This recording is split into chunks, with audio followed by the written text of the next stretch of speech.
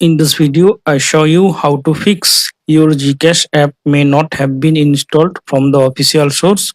For your protection, it will now close. Please reinstall from the official Google Play Store.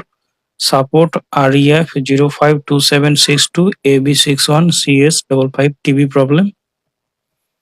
For fixing this problem, go to Play Store.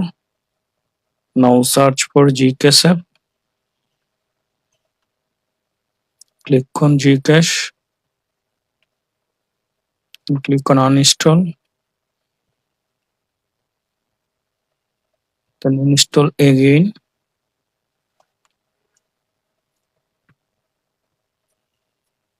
Wait for completing the install process. Now open your GCache. Now I hope that this method fix your GCache may not have been installed from official source problem.